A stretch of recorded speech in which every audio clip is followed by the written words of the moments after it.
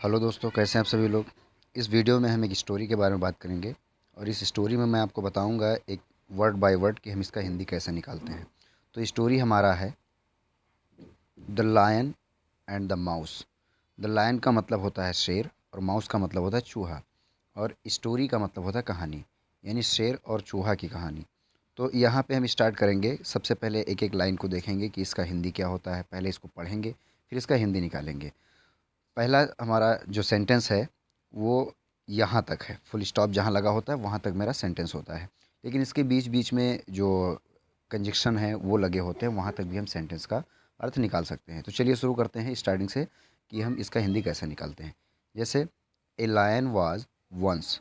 ए lion का मतलब एक शेर, वाज माने था, वंस माने स्लीपिंग यानी सॉरी एक बार, और स्लीपिंग माने सो रहा, इन द जंगल माने जंगल में। एक शेर एक बार जंगल में सो रहा था।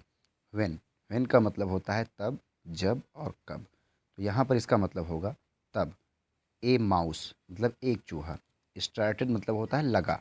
रनिंग अप यानी दौड़ने। अप एंड डाउन यानी ऊपर नीचे। हिज बॉडी माने उसके सर, उसके शरीर पर।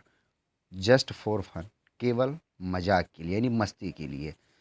तो यहाँ से ए माउस एक चूहा उसके शरीर पर, हिज बॉडी, ठीक है, दौड़ने लगा, ऊपर नीचे दौड़ने लगा, सिर्फ मजाक के लिए। दिस डिस्टर्ब, इसने यानी उसे डिस्टर्ब किया।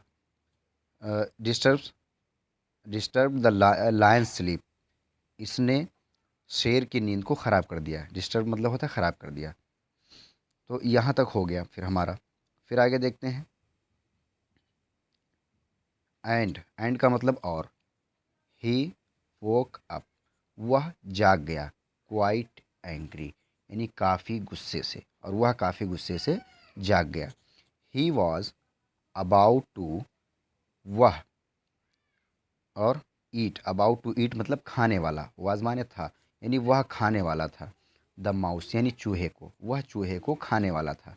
When the mouse dish separately, तब चूहे ने निराशापूर्वक, रिक्वेस्टेड माने होता है उसका, यानी रिक्वेस्ट किया, विनती की।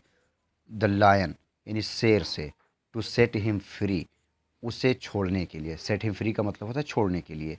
तब चूहे ने निराशापूर्वक शेर से विनती की उसे आज़ाद करने के लिए, छोड़ने के लिए।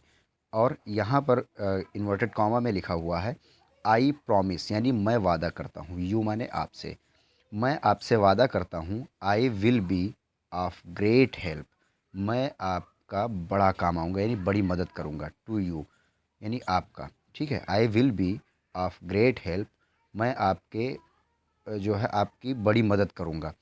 सम डेज यानी किसी दिन। इफ़ यू सेव मी, अगर आप मुझे छोड़ देते हो यानी बचा लेते हो।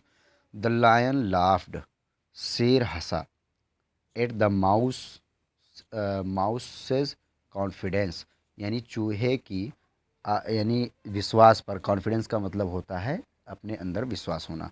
एंड लेट हिम गो, और उसे जाने दिया। तो यहाँ तक हमारा हिंदी हो गया। फिर और नीचे देखते हैं। वन डे यानी एक दिन। ए फ्यू हंटर्स यानी कुछ शिकारी। केम इन टू द फॉरेस्ट, जंगल में आए। And took the lion with them, और शेर को अपने यानी अपने साथ पकड़ लिया, अपने साथ ले चलने के लिए पकड़ लिया। दे टाइड हिम, उन्होंने उसे बांध दिया। Up against a tree, against a tree का मतलब होता है एक पेड़ से। द लायन वॉज यानी शेर, स्ट्रगलिंग यानी संघर्ष कर रहा था, कोशिश कर रहा था। टू गेट आउट यानी बाहर निकलने की। एंड स्टार्टेड टू विम्पर, और बच्चों की तरह रोने लगा। ठीक है, विम्पर का मतलब होता है बच्चों की तरह रोना, और स्टार्टेड माने लगा। सून यानी जल्द ही या जल्दी ही। The mouse walked past, walked past, walk past का मतलब होता है, वॉकड माने होता है गुजरा, या और पास्ट का मतलब करीब से, यानी चूहा उसके करीब से गुजरा। एंड नोटिस्ड, और ध्यान दिया कि लायन इन ट्रबल यानी शेर मुसीबत में है।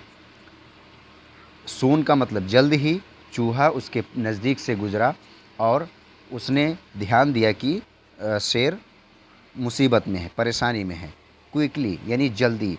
ही रेन एंड न्यूड, वह गया, रेन का मतलब दौड़ा या गया, और न्यूड का मतलब होता है कुतर दिया, ऑन द रोप्स यानी रस्सियों को, to set the lion free यानी शेर को आज़ाद करने के लिए रस्सियों को कुतर दिया। बोथ ऑफ देम, वे दोनों, बोथ ऑफ देम का मतलब होता है वे दोनों, स्पेड ऑफ यानी भाग गए, इन टू द जंगल, वे दोनों जंगल में भाग गए। तो दोस्तों ये थी हमारी स्टोरी, जिसका मैंने आपको हिंदी के साथ बताया है कि हिंदी इसका कैसे निकलता है और इसको कैसे पढ़ते हैं। तो इसी तरीके से और भी वीडियोज पाना चाहते हैं तो चैनल को सब्सक्राइब करें। Thanks for watching this video.